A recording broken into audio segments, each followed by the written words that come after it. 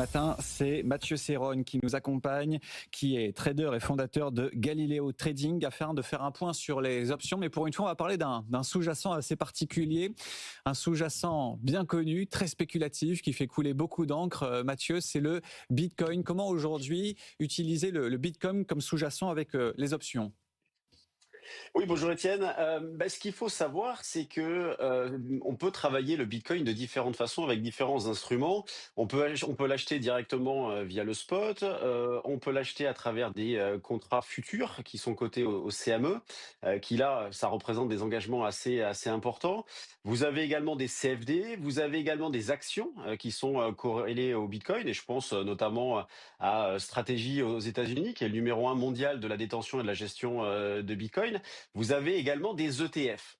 Et aujourd'hui, je vais vous parler donc d'options, notamment sur ces ETF-là. Alors, vous avez des options sur les futurs, vous avez des options sur les ETF.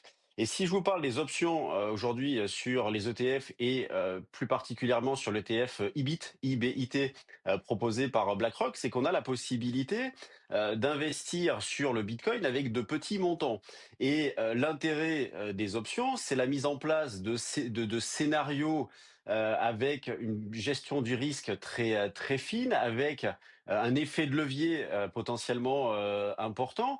Là, on a le Bitcoin qui, depuis plusieurs semaines, plusieurs mois, cale, s'est bien comporté ces dernières années et cale depuis quelque temps. On sent que ça ferraille au-dessus des 100 000 et cette zone-là va être importante pour la suite. Ça va être un repère psychologique pour beaucoup.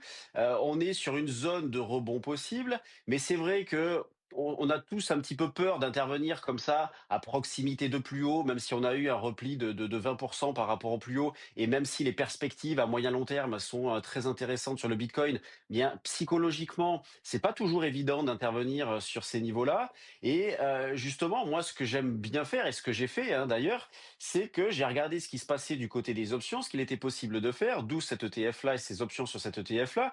Et j'ai mis en place donc une stratégie d'achat de call, stratégie relativement basique, d'achat de call sur le Bitcoin. Donc, vous avez différents strikes, donc différents prix d'exercice et différentes échéances qui sont proposées.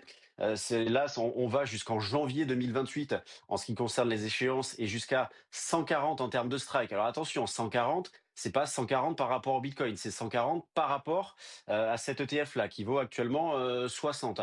Donc je me suis amusé à faire les calculs. Si jamais, dans un horizon de 3 mois, le Bitcoin revenait sur ses plus hauts, si jamais on revenait sur les 125 000, donc partant de 100 000, on aurait une appréciation, on aurait un rebond de 25%, ce call-là s'apprécierait de 50%. Donc déjà, on a un levier de 2 sur la performance. Et si jamais, dans l'année prochaine, puisque là j'ai choisi le call 140, échéance janvier 2027, si jamais l'année prochaine, et notamment dans les 6 prochains mois, dans les 6 prochains mois, le Bitcoin passait de 100 000 à 200 000, soit on doublerait, soit une performance de 100%, cette option-là serait multipliée par 5. Vous voyez, on ferait 5 fois la mise, une performance de 500%. Et ce qui est intéressant dans ce genre de configuration-là, puisque cette option-là vaut environ 2,20 dollars, donc ce qui représente 100 ETF, donc c'est une mise de 220 dollars. Ce qui est intéressant, c'est que pour une mise de 220 dollars, eh bien, vous pouvez faire jusqu'à x5 si jamais le Bitcoin double courant d'année prochaine. Mais si jamais le Bitcoin s'effondre, bah, vous perdez 220 dollars. Donc, moi, je trouve que c'est vrai que les options parfois sont compliquées à comprendre de prime abord. Bon, ça donne l'impression de ne pas être accessible à tous, et pourtant si, ça l'est. Il y a juste quelques mécanismes à comprendre. Mais en termes de gestion du risque et en termes d'effet de levier, c'est là tout le charme des options, c'est la multiplicité des scénarios, des combinaisons que l'on peut mettre en place, une gestion du risque très intéressante, un effet de levier potentiellement important. Et après, ben, les uns et les autres vont s'adapter selon leur capital, selon leur ressenti. Si jamais je pense qu'on peut monter, avoir un rebond plus rapide, eh bien, on va prendre un prix d'exercice plus proche, une échéance plus proche pour avoir une meilleure réactivité. Peut-être que d'autres essaieront de le financer, je ne vais pas rentrer dans les détails, mais peut-être que certains essaieront de se financer cet achat-là, par exemple par des ventes, ça s'appelle des call spreads, pour diminuer le coût de l'opération. Et c'est ça qui est intéressant avec les options. Alors c'est ça qui est intéressant, mais c'est également la difficulté pour certains, c'est qu'il y a tellement de possibilités qu'il faut avoir, d'une part, une idée, on va dire, en termes de direction. D'autre part, avoir une idée sur le timing, notamment quand on achète des options. Ce qu'il faut bien savoir quand on achète des options, quelles qu'elles soient, on a deux facteurs qui, notamment quand les marchés montent, on a deux facteurs qui jouent contre nous.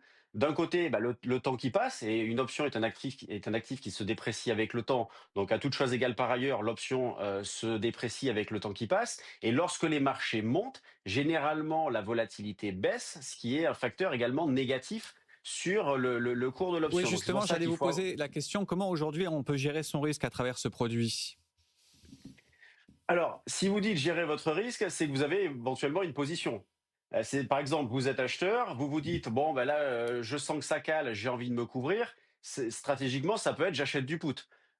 J'achète du put, par exemple, sur cet ETF-là. Ça peut être: j'ai du spot quelque part, j'ai du bitcoin spot, quelque part, j'ai envie de le garder, mais j'ai envie de fermer mon risque. Dans ce cas-là, je vais acheter, du put sur, du put sur l'ETF crypto bitcoin, IBIT, voilà, je cherchais le nom. Si jamais vous êtes en position, vous dites: «Ah, je sens que le relais va être compliqué», je liquide ma position, j'achète des calls qui prendront le relais. S'il y a un relais, eh bien, j'en profite. Alors oui, un petit peu moins que si j'étais resté exposé à fond, mais j'en profite tout de même. Et si jamais on baisse, eh bien, je perds ma prime, je perds ma mise de départ et je vais probablement avoir la possibilité d'acheter le spot dans de meilleures conditions. Et c'est là où il faut apprendre à jongler entre ces différentes choses. Et c'est là où on a un aspect vraiment stratégique. Lorsqu'on intègre les options à une gestion, à une couverture, à des scénarios directionnels, il y a un vrai aspect stratégique à mettre en place. Je pense que ça va continuer de monter. Je vends par exemple mes bitcoins, j'achète du call. Comme ça, si jamais on continue de monter, je suis dedans. Et puis si on baisse, je peux acheter dans de meilleures conditions. Il faut 103 bien 000. comprendre que les options, et je finirai juste là-dessus, excusez-moi, il faut juste bien comprendre une chose, c'est que les options, ce sont des pièces de puzzle à assembler.